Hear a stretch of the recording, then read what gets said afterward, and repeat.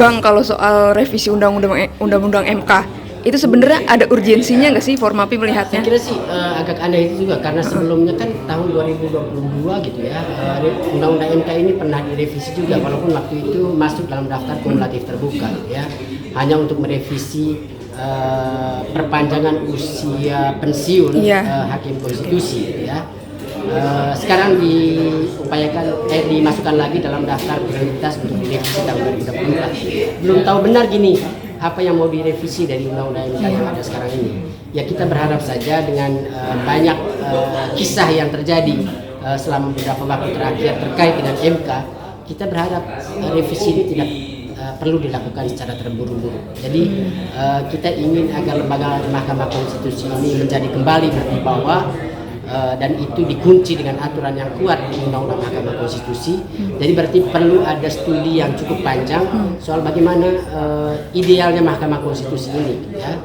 Dan perlu pelibatan publik yang lebih intens lagi, saya kira gitu, untuk memastikan lembaga Mahkamah Konstitusi kembali berwibawa, kembali bisa diandalkan untuk menjadi pengadil untuk berbagai RUU yang tidak tuntas di DPR, ya.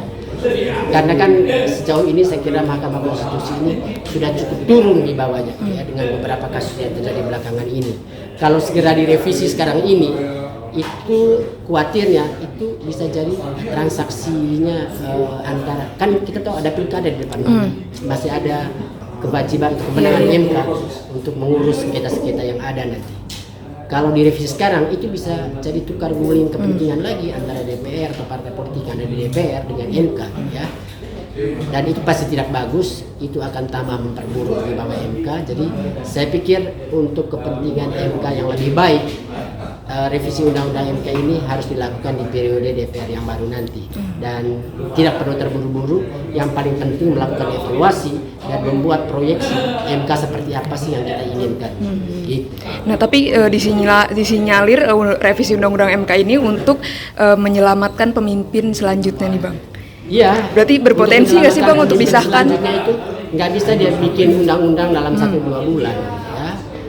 Kalau polanya seperti yang mereka lakukan terhadap undang-undang desa, undang-undang IKN, revisi yang akan dilakukan oleh DPR dalam waktu yang sangat terbatas ini justru akan merusak MK, ya, kalau dilakukan terlalu terburu-buru.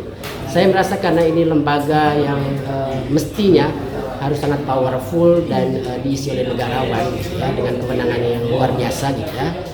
Kita butuh waktu yang cukup leluasa untuk memikirkan rumusan paling tepat untuk mengatur MK agar lembaga ini kembali lagi menjadi lembaga berwibawa dan kuat. Dan itu harus ada naskah akademik, itu mesti harus kemudian melakukan studi banding dengan negara-negara yang sudah punya MK juga gitu ya.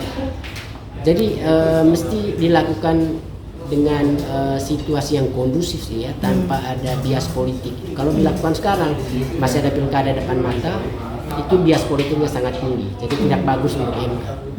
Oke.